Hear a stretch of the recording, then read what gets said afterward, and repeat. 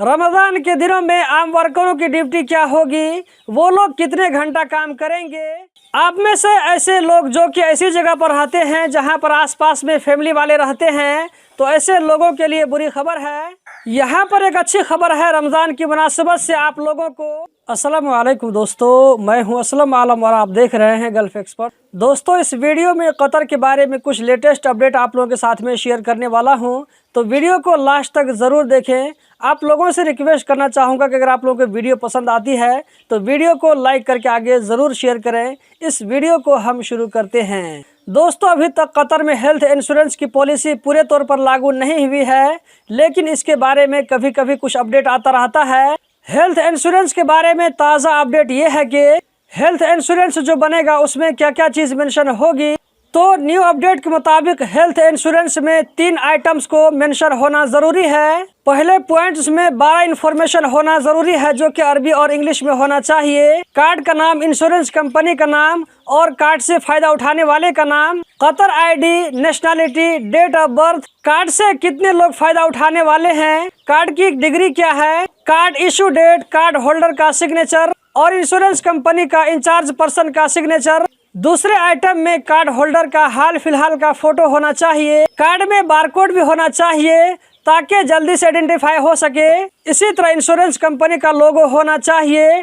Card का size इतना हो कि लोगों को कैरी करने में आसानी हो। कतर में रमजान के दिनों में सरकारी डिपार्टमेंट में ड्यूटी क्या होगी, इसके बारे में भी अपडेट आ चुका है, जो कि इस तरह है। कतर में जितने भी सरकारी डिपार्टमेंट हैं वहां पर रोजाना रमजान के दिनों में 5 घंटा ड्यूटी होगी। ऑफिसर रोजाना 5 घंटा ड्यूटी करेंगे, सुबह 9 बजे से लेकर के दोपहर 2 बजे तक। रमजान के दिनों में आम वर्करों की ड्यूटी क्या होगी, वो लोग कितने घंटा काम करेंगे, इसके बारे में अभी तक कोई अपडेट नहीं आया है। आमतौर पर वर्कर रमजान के दिनों में 6 घंटा ड्यूटी करते हैं। आपकी कंपनी वाले आप लोगों से रमजान के दिनों में कितना घंटा काम कराती है, कितने बजे से लेकर के कितने बजे तक आपको ड्यूटी करना पड़ता है, कमेंट बॉक्स में जरूर बताएं। आप में से ऐसे लोग जो कि ऐसी जगह पर रहते हैं जहां पर आसपास में फैमिली वाले रहते हैं, तो ऐसे लोगों के लिए बुरी खबर है, क्योंकि बलदिया वाले आप लोगों को ऐसी जगहों से जल्द हटाने के लिए आने वाले हैं। कतर में आम वर्करों को फैमिली एरिया में रहने की इजाज़त नहीं है। अगर आप ऐसी जगहों पर रहते हैं तो अभी से नई जगह ढूंढना शुरू कर दीजिए। आप में से जो लोग फैमिली एरिया से बाहर रहते हैं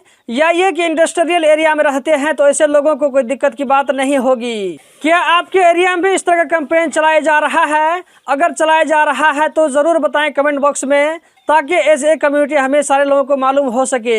यहाँ पर एक अच्छी खबर है रमजान की मुनासिबत से आप लोगों को, वो ये कि अथॉराइज डिपार्टमेंट की तरफ से ऐलान किया गया है कि रमजान के महीने में मटन मुनासिब रेट में मिलेगा। मिनिस्ट्री ऑफ कॉमर्स की तरफ से खाने पीने के सामान को इससे पहले ही सस्ता किया जा चुका है। 1 हफ्ता पहले ही मैं इसके बारे में आप लोगों के साथ में अपडेट शेयर कर दिया हूँ। अगरचे आप लोगों के पास काम नहीं है, लेकिन आप लोगों का रमजान ठीक ठाक से गुजरे, इस बात की कोशिश हो रही है। तो दोस्तों, यही थी आज की वीडियो। उम्मीद करता हूँ जरूर पसंद आई होगी। इस वीडियो को लाइक करके आगे शेयर करना मत भूलें। इस वीडियो को देखने का बहुत बहुत शुक्रिया।